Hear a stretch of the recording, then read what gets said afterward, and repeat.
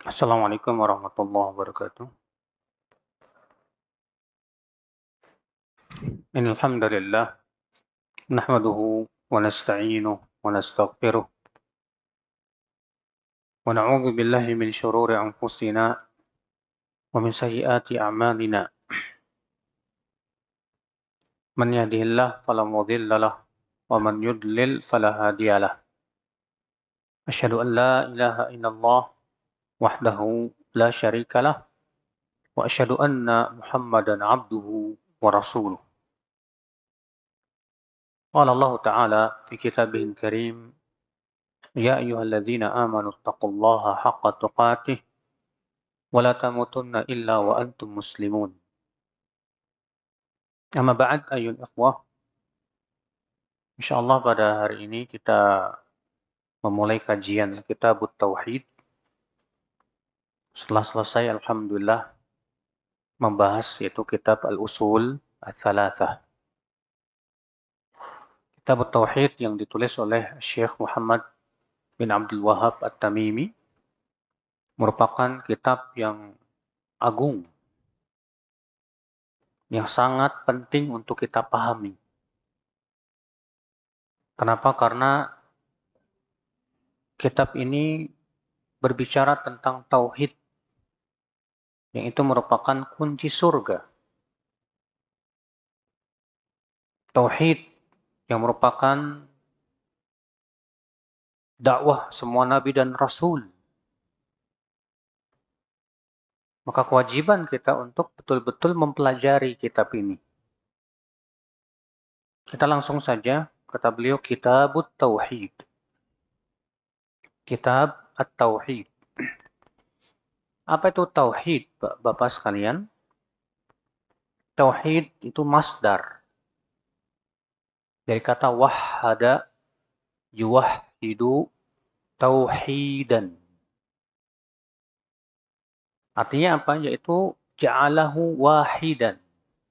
Menjadikannya satu. Esa. Artinya maksudnya bagaimana? Artinya menjadikan Allah satu-satunya zat yang kita ibadahi. Itu adalah tauhid. Dan tauhid, saudaraku sekalian, dibagi oleh para ulama menjadi 3 macam. Yang pertama, tauhid rububiyah. Yang kedua, tauhid uluhiyah. Dan yang ketiga, yaitu tauhidul asma'i was sifat. Apa itu tauhid rububiyah? Yaitu tauhidullah fi af'alihi. Yaitu mentauhidkan Allah dalam perbuatan-perbuatan yang khusus untuk Allah saja. Tauhid rububiyah adalah mentauhidkan Allah dalam perbuatan-perbuatan yang khusus untuk Allah saja. Contohnya apa, Pak? Contohnya menciptakan. Menciptakan hanya untuk Allah, iya. Manusia bisa disebut menciptakan tidak, Pak? Manusia itu tidak bisa disebut menciptakan. Manusia itu hanya bisa disebut menemukan. Penemu listrik siapa, penempuh ini dan yang lainnya. Adapun yang menciptakan bahan-bahannya dan yang lainnya siapa? Allah Subhanahu wa taala. Ya. Saudaraku seiman, azani Allah wa iyyakum.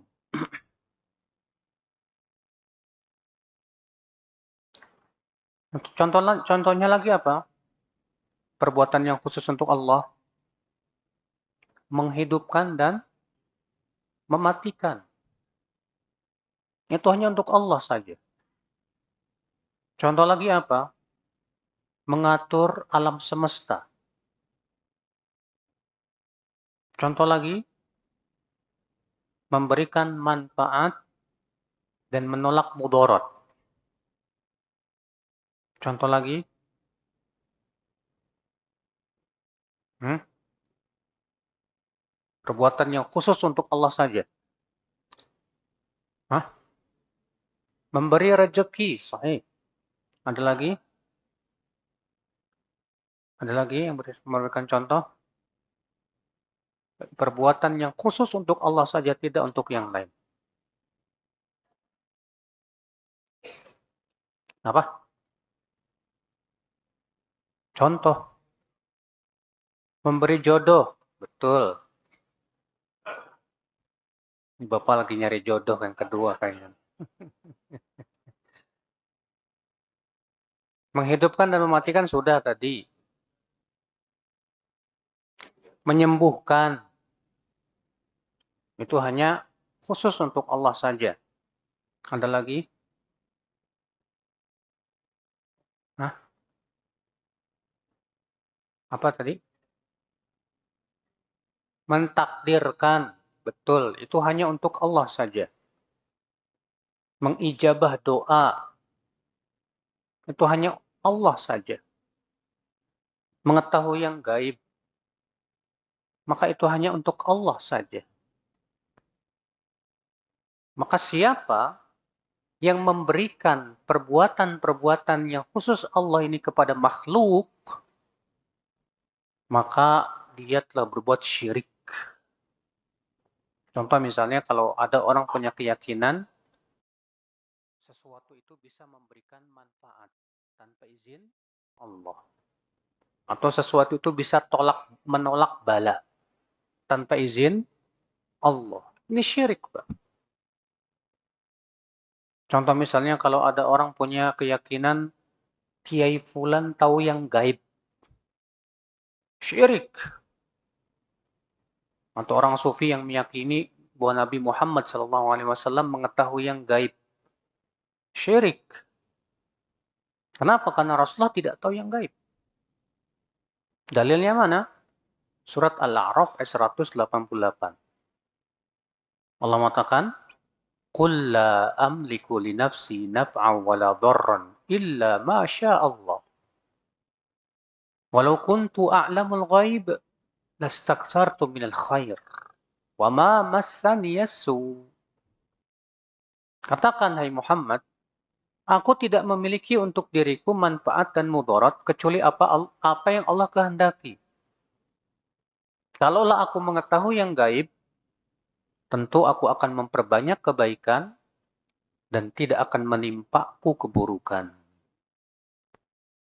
Lihat, Nabi SAW disuruh oleh Allah mengatakan, aku tidak memiliki untuk diriku manfaat. Tidak pula apa? Mudarat. Rasulullah tidak bisa memberikan manfaat dan mudarat kepada dirinya sendiri ketika beliau masih hidup. Gimana setelah meninggal? Kalau kepada dirinya sendiri saja tidak bisa, apalagi kepada orang lain. Makanya apa yang dilakukan oleh sebagian kaum muslimin datang ke kuburan Rasulullah, kemudian tulis surat, ya dimasukin ke lubang-lubang itu, Pak. Ya, saya dulu waktu kuliah, teman saya ditugaskan untuk ngambilin tuh, Pak. Itu Masya Allah macam-macam, Pak, tulisannya, Pak. Rasulullah, saya minta jodoh. Rasulullah, minta dinaikin jabatan.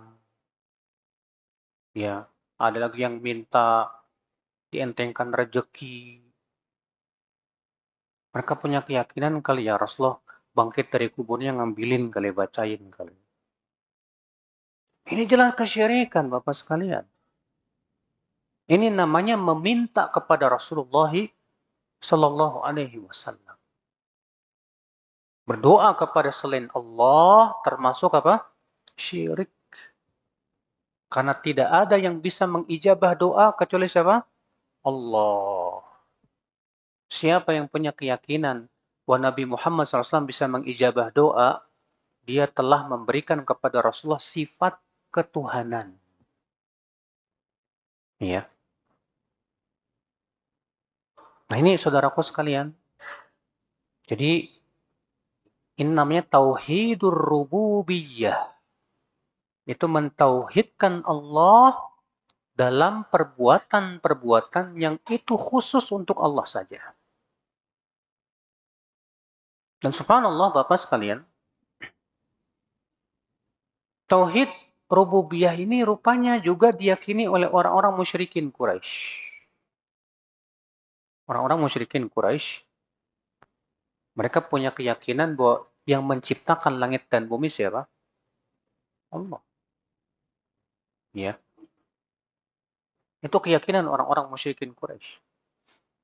Sebagaimana pernah saya sampaikan juga di sini ya. Di antara dalilnya itu surat Luqman ayat 25. Allah mengatakan wala in sa'altahum man khalaqas samawati wal ard la yaqulunallah. Jika kamu bertanya kepada mereka siapa yang menciptakan langit dan bumi, mereka akan menjawab Allah.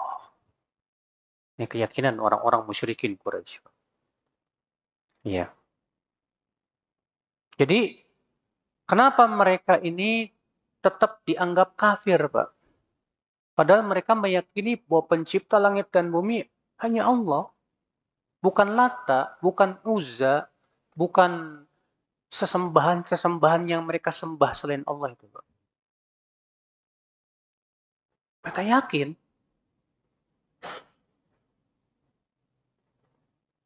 Ini menunjukkan, Pak, bahwa tauhid rububiyah itu tidak cukup.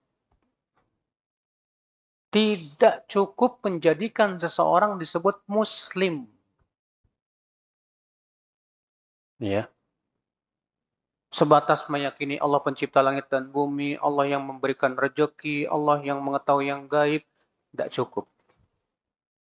Sampai apa? Yaitu yang kedua. Meyakini tauhid yang kedua. Apa itu? Tauhidul uluhiyah. Tauhid apa? Uluhiyah. Apa sih tauhid uluhiyah itu, Bu? Bapak-bapak sekalian. Yaitu tauhidullah fi af'ali ibadih. Itu mentauhidkan Allah dalam perbuatan-perbuatan hambanya. Kalau tauhid rububiyah apa? Mentauhidkan Allah dalam perbuatan-perbuatan Allah. Kalau tauhid uluhiyah, mentauhidkan Allah dalam perbuatan-perbuatan hambanya. Perbuatan hamba maksudnya apa? Ibadah. Contohnya apa? Doa. Contohnya apa lagi? Tawakal. Contohnya apa lagi? Hah? Contohnya apa lagi? Berkorban. Apa lagi? Khauf, takut. Apa lagi? Eh? Apa? Roja, berharap. Apa lagi? Eh?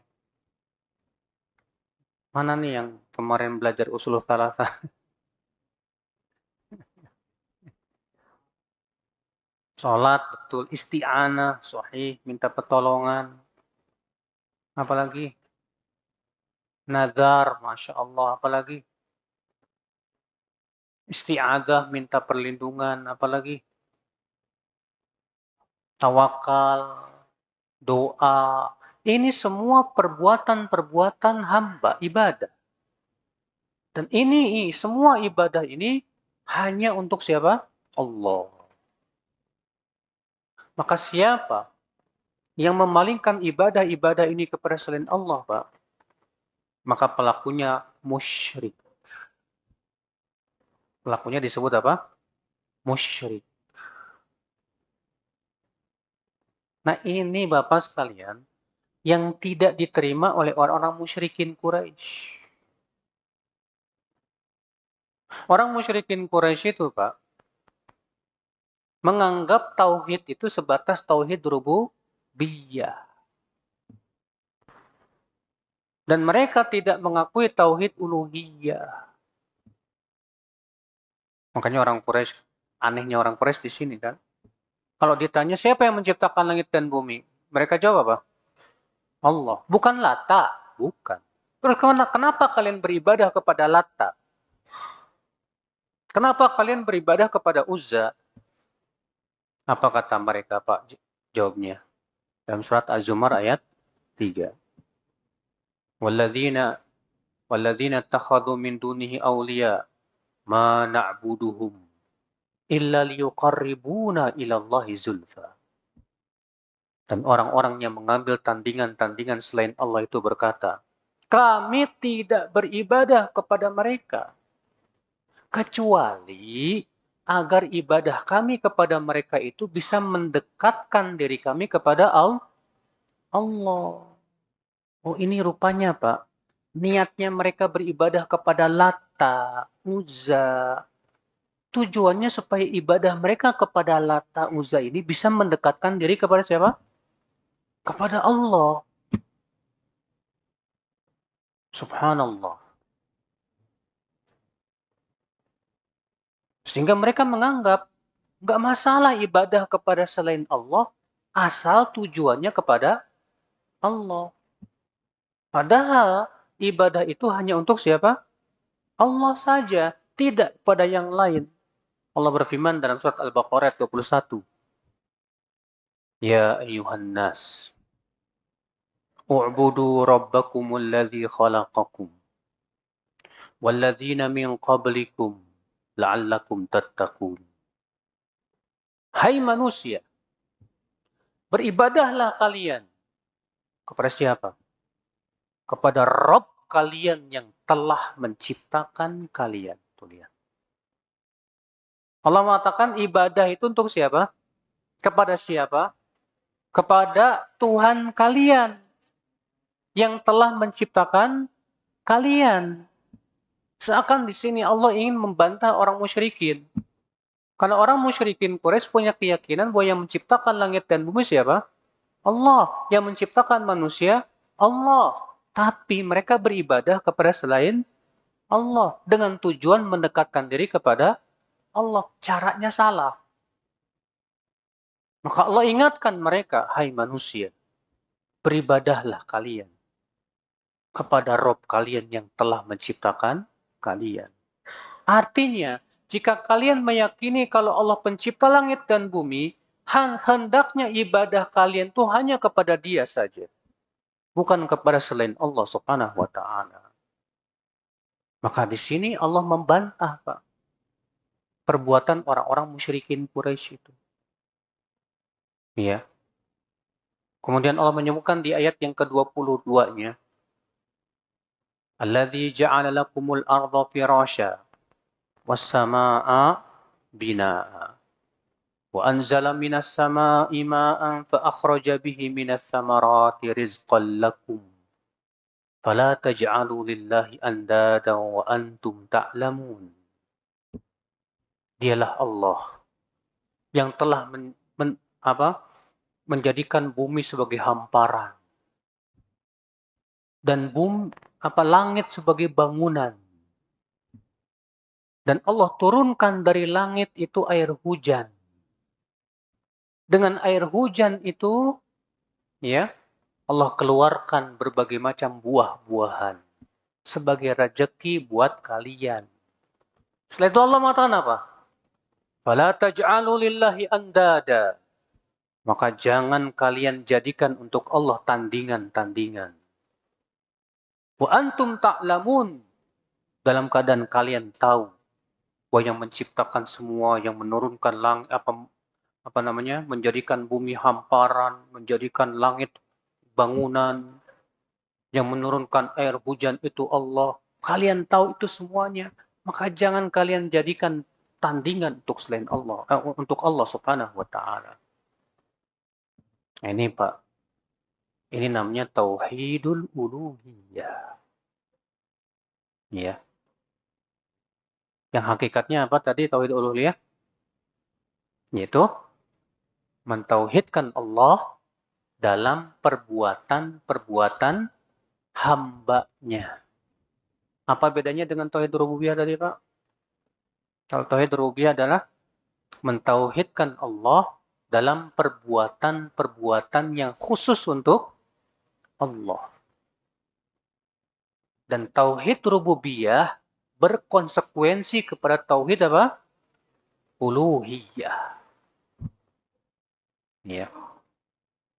Ini macam tauhid yang kedua. Macam tauhid yang ketiga, Pak. Apa itu? Yaitu tauhidul asma'i was sifat. Tauhid asma was sifat. Apa itu tauhid asma was sifat, Pak? Itu meyakini, mentauhidkan Allah atau mengimani anna lillahi asma'al husna wasifatil ula, bahwa Allah memiliki nama-nama yang sempurna dan sifat-sifat yang sangat mulia. Mengimani bahwa Allah memiliki apa? Nama-nama yang sempurna dan sifat-sifat yang sangat mulia. Nah, pertanyaannya, Pak, nama Allah ada berapa? Nama Allah ada berapa? Nama Allah ada berapa? Ada yang tahu? Nama Allah ada berapa?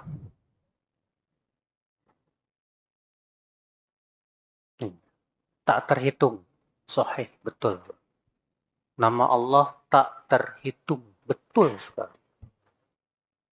Loh, bukannya 99?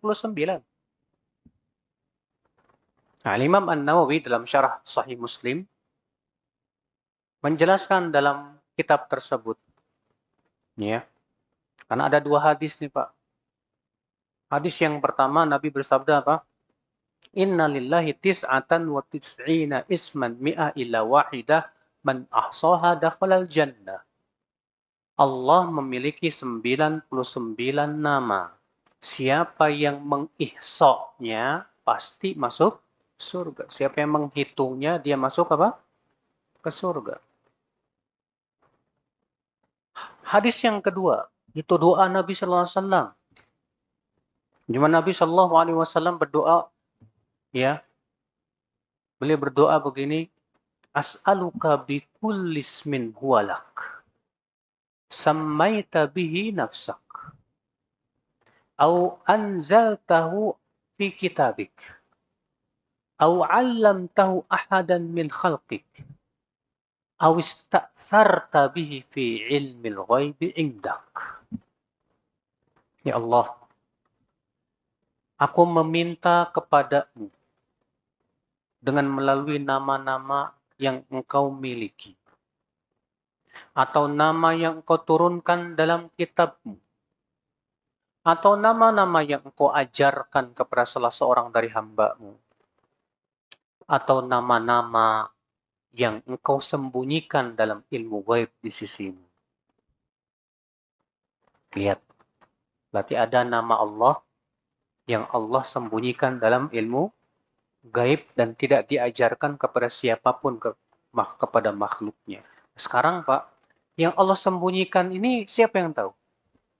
Hanya Allah yang Maha tahu. Itu menunjukkan bahwa nama Allah sangat banyak sekali.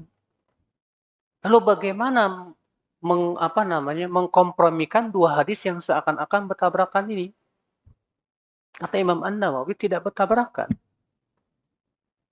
Adapun hadis yang mengatakan Allah memiliki 99, ini tidak menunjukkan pembatasan. Dari mana kita tahu ini bukan menunjukkan pembatasan? Itu dari sabda Nabi setelahnya.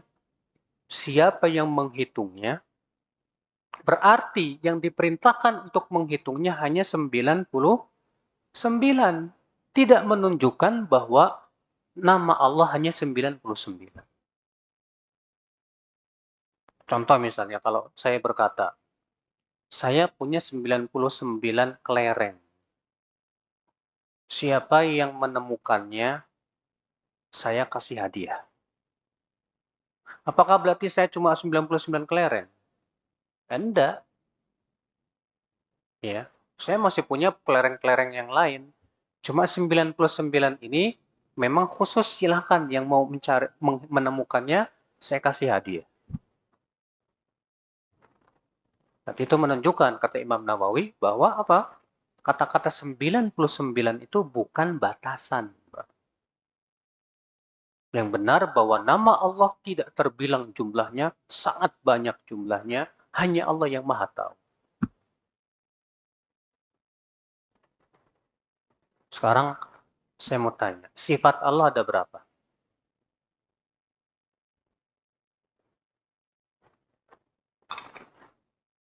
Tadi kan disebutkan nama Allah ada berapa? Tak terbilang. Pertanyaan berikutnya, sifat Allah ada berapa? Hah? 20. Sifat Allah 20. Kalau namanya 99, sifatnya 20. Sekarang saya mau tanya, 99 kurangi 20 berapa? Hah? Nama Allah bisa dikatakan tadi 99. Kata beliau sifatnya 20. 99 kurangi 20 berapa? 79. Berarti ada 79 nama yang tidak mengandung sifat nih Pak. Setiap nama mengandung sifat nggak? Pasti mengandung. Gak mungkin namanya doang tapi nggak mengandung sifat. Contoh, nama Allah Al-Qawi yang maha kuat. Enggak, itu nama doang. Tapi Allah nggak punya sifat kuat. Kan aneh ya? Al-Aziz yang maha perkasa. Namanya doang tapi Allah nggak perkasa. Kan bingung. Maka kalau misalnya ada orang berkata sifat Allah hanya 20, sementara nama Allah sangat banyak, berarti konsekuensinya apa? Banyak sekali nama yang tidak mengandung apa? Sifat. Apa bedanya kalau gitu? Itu orang namanya soleh doang, tapi orangnya nggak soleh. Kan lucu. Iya. Maka dari itu Pak, kalau nama Allah saja tidak terbilang, maka sifat-sifat Allah lebih banyak lagi. Sifat Allah lebih banyak lagi.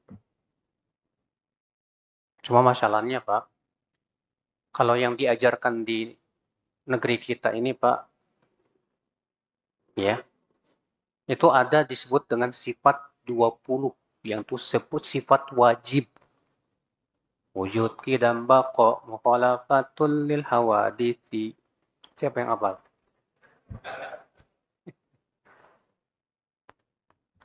Ini dari mana asalnya? Ini dari akidah Asy'ariyah. Akidah apa? Asy'ariyah atau Asy'ariyah. Siapa apa itu akidah Asy'ariyah? Itu nisbat kepada Abul Hasan al-Asy'ari. Abul Hasan al-Asy'ari ini hidup jauh setelah sekitar 100 tahun setelah imam yang empat. Ya. Nah, orang-orang Asy'ariyah membagi sifat Allah itu apa, Pak? Sifat yang wajib 20. Sifat yang boleh dan ada sifat mustahil. Apa dasar mereka membagi? Akal. Kata mereka, menurut akal 20 ini wajib bagi Allah. Yang ini boleh, yang ini nggak boleh. Bayangkan, Pak. Coba kita pikirkan dengan akal. Masa kita sebagai hamba yang ngatur Allah? Ya Allah, engkau wajib punya 20 sifat, boleh punya sifat ini, dan nggak boleh punya sifat itu. Ini kan namanya kan aneh, Pak. Kewajiban kita apa, Pak? Kita wajib yakin. Yang paling tahu tentang sifat Allah siapa? Allah dong, bukan kita. Boleh nggak, Pak? Kita ngatur Allah dengan akal kita? Nggak boleh. Masa kita atur Allah dengan akal kita? Ya. Ketika Allah Subhanahu wa taala mengabarkan dalam ayat-ayat Al-Qur'an dan hadis-hadis Nabi sallallahu alaihi wasallam dan ternyata tidak ada dalam 20 sifat itu, gimana? Allah berfirman, "Wa makaru wa makarallah wallahu khairul makirin." Mereka bermakar, Allah pun bermakar. Ada nggak sifat makar dalam 20 sifat itu? Nggak ada. Allah berfirman, وَمَنْ يَقْتُلْ مُؤْمِنًا مُتَعَمِّدًا فَجَزَاؤُهُ جَهَنَّمُ خَالِدًا فِيهَا وَغَضِبَ اللَّهُ عَلَيْهِ وَلَعَنَهُ وَأَعَدَّ لَهُ عَذَابًا عَظِيمًا. Siapa yang membunuh seorang mukmin dengan sengaja, maka balasan dia neraka jahanam. Dia kekal dalamnya. Dan Allah marah kepadanya. Dan Allah laknat dia. Coba, ada nggak sifat marah dalam 20 sifat itu, Pak? Nggak ada. Bahkan kaum Asy'ariyah mengatakan mustahil Allah punya sifat marah. Sementara dalam Al-Quran jelas Allah mengatakan wa ghadiballahu alaihi. Allah marah kepadanya. Murka kepadanya. Kita Ahlussunnah, Pak, wajib mengimani semua sifat yang Allah kabarkan dalam Al-Quran. Tanpa menyamakan sifat itu dengan sifat makhluk. Makanya kaidah dalam mengimani sifat gampang. Apa kaidahnya? Itu firman Allah dalam surat Asy-Syura. Laisa kamitslihi syai'un wa huwas samiul basir. Asy-Syura 11. Laisa kamitslihi syai'. Allah tidak serupa dengan apapun. Wa huwas samiul basir. Dan dia Allah Maha mendengar lagi Maha melihat. Ketika Allah mengatakan Allah tidak serupa dengan apapun, Allah menetapkan dan dia Allah Maha mendengar lagi Maha melihat. Artinya apa? Artinya mendengarnya Allah tidak serupa dengan mendengarnya makhluk. Melihatnya Allah tidak serupa dengan melihatnya apa? Makhluk. Demikian pula semua sifat begitu, Pak. Marahnya Allah tidak serupa dengan marah makhluk. Beristiwanya Allah di atas arash tidak serupa dengan istiwanya makhluk di atas sesuatu. Cukup kita imani seperti itu mudah. Adapun kemudian kita pikirkan dengan akal pikiran, gimana ini? Masa Allah turun ke langit dunia pada sepertiga malam terakhir? Kan sepertiga malam terakhir itu selalu ada di bumi ini. Ya. Waduh, gak mungkin ini katanya. Akhirnya apa, Pak? Mereka tolak hadis ini dan berusaha untuk mentakwilnya. Enggak, yang turun itu bukan Allah. Terus siapa yang turun? Yang turun malaikatnya, kata mereka. Loh, hadisnya jelas kok. Yanzilu Rabbuna. Rabb kita turun, kata Rasulullah. Rasulullah mengatakan, Rabb kita turun. Rasulullah tidak mengatakan malaikatnya. Enggak. Oh, enggak, maksudnya yang turun itu rahmatnya. Berusaha, Pak, mengubah-ubah karena tidak sesuai dengan apa? Akalnya. Padahal akal manusia punya keterbatasan, Pak. Sementara Allah tidak terbatas. Wallahu ala kulli syai'in qadir. Allah Maha Kuasa atas segala sesuatu, mudah bagi Allah. Iya. Inilah, Pak, kalau kita lebih mendewakan akal, susah, Pak.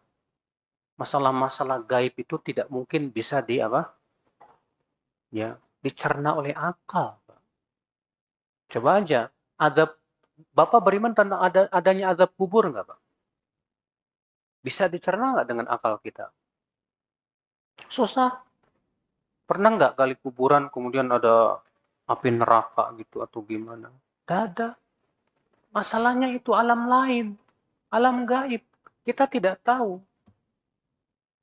Maka sesuatu yang tidak bisa dicerna oleh akal kita, cukup imani aja, udah selesai. Nah ini saudaraku sekalian ya.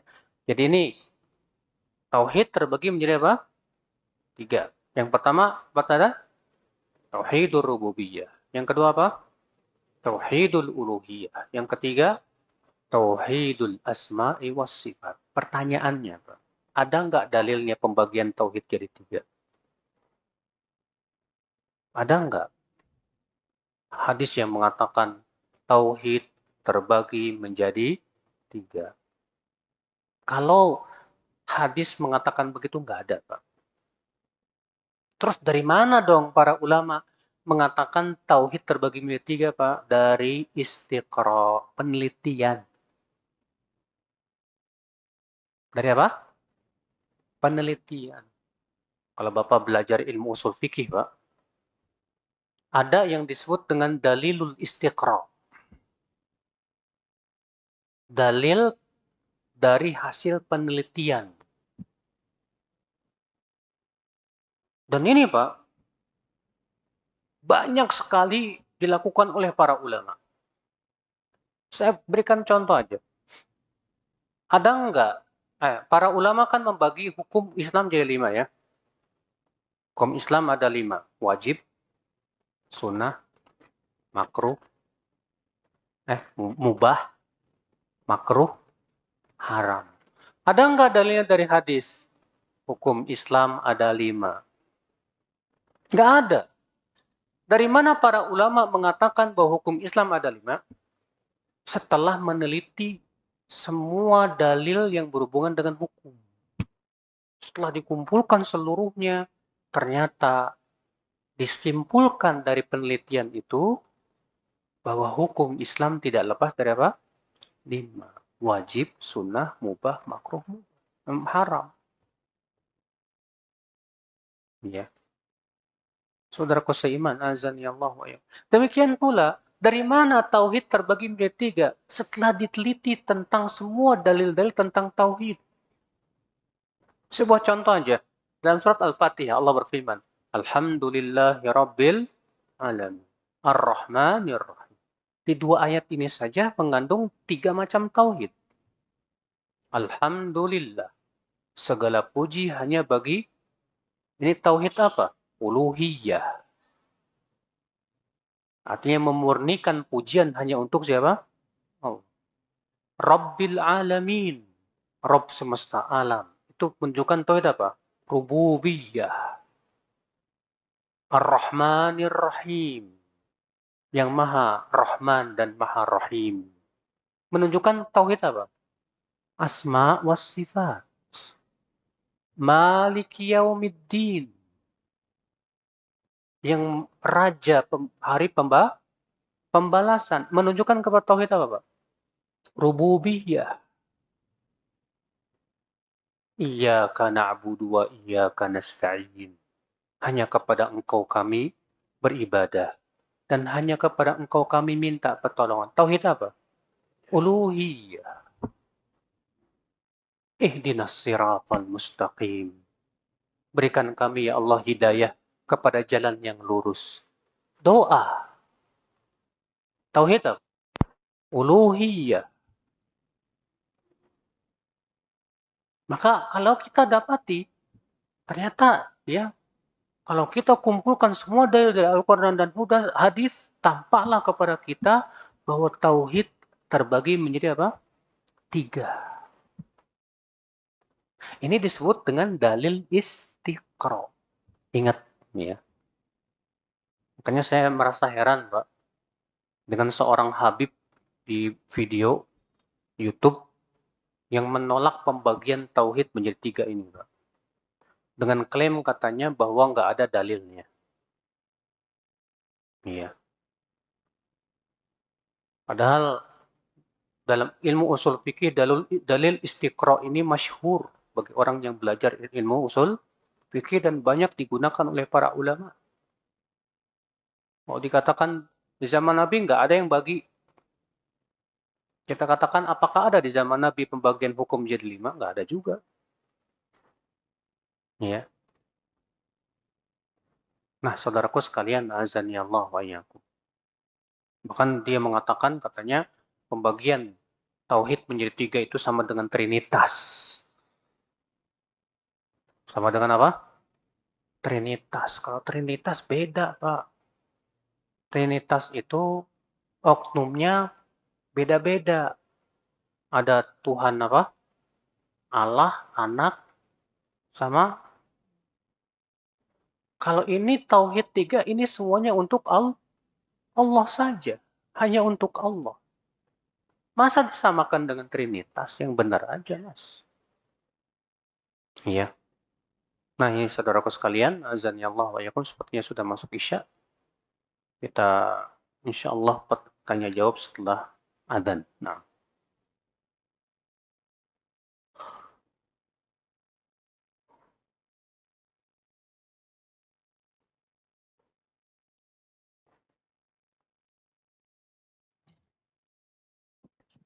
ada sebuah hadis yang berbunyi, melapangnya kubur seorang muslim tergantung lapangnya hati. Bagaimana pemahaman? Yang saya tahu ini bukan hadis. Ini perkataan sebagian ulama. Maksudnya adalah, Pak, bahwa orang yang beriman dengan tauhid dan imannya itu membuat hatinya lapang.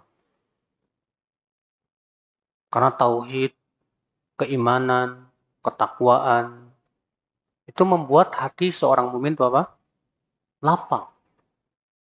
Ya. Sedangkan orang-orang kafir, hatinya sempit.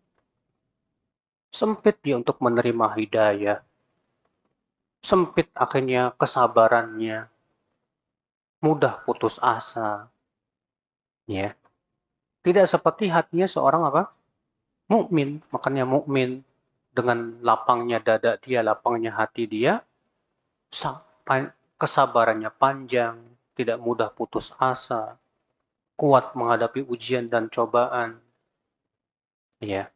Nah, semakin takwa, semakin tauhidnya kuat, semakin dadanya lapang. Maka kelapangan dada ini mengakibatkan dia diberikan oleh Allah kelapangan di kuburnya dan kelapangan di dalam surga. Makanya surga Allah itu seluas langit dan bumi.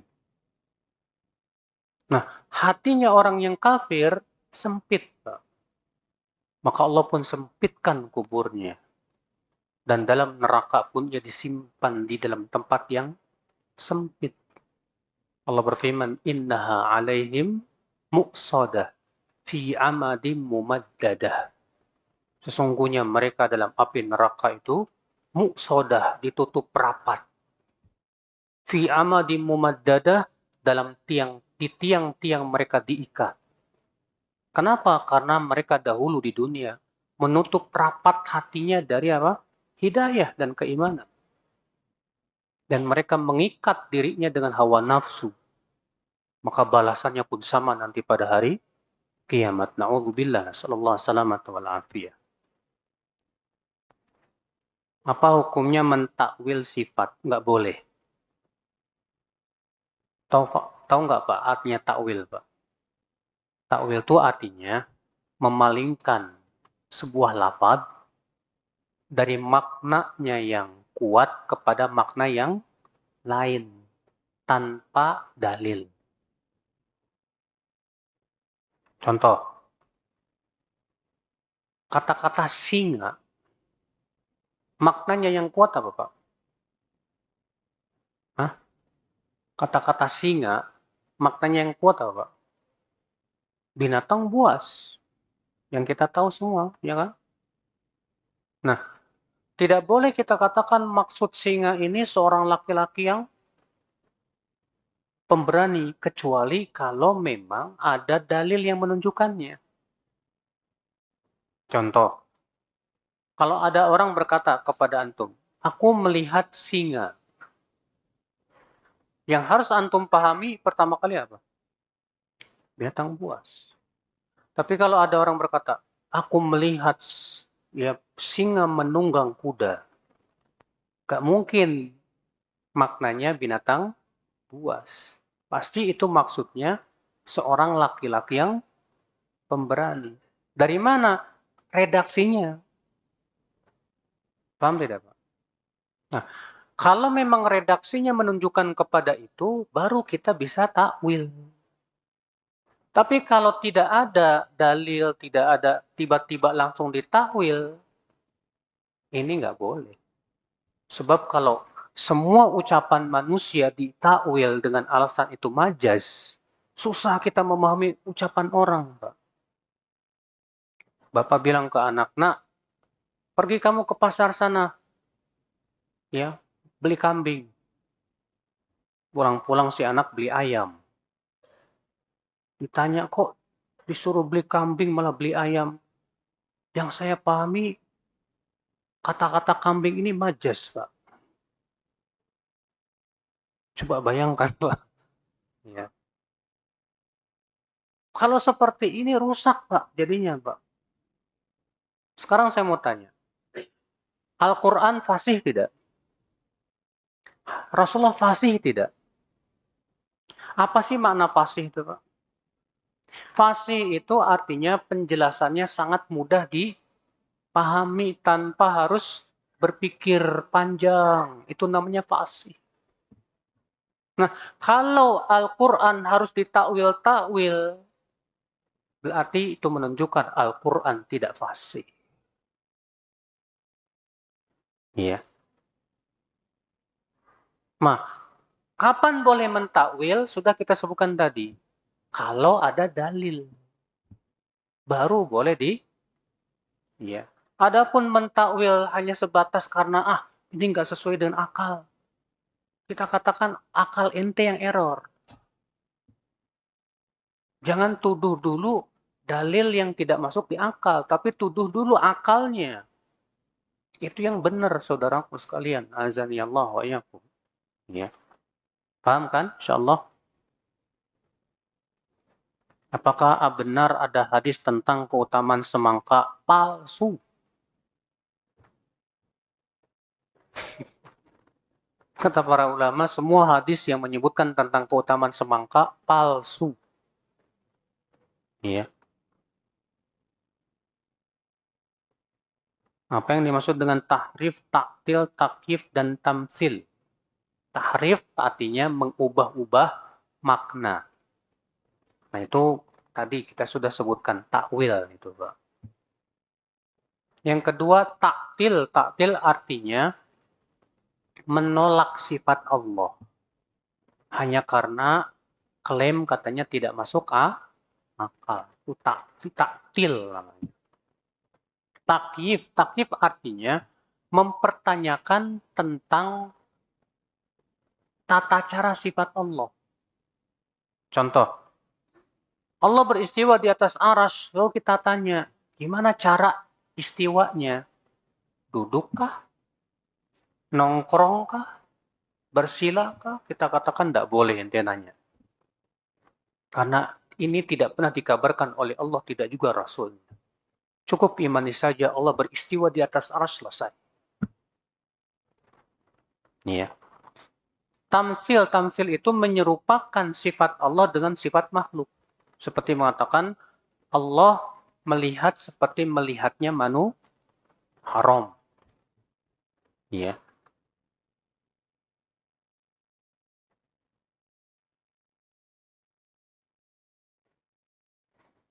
Bagaimana cara belajar asma wa sifat, Ustaz? Ya harus bahas bukunya, Pak.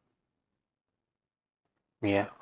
Ada beberapa kitab yang sangat bagus ya tentang bagaimana memahami asma wa sifat. Yang paling mudah dipahami bukunya Syekh Utsaimin rahimahullah.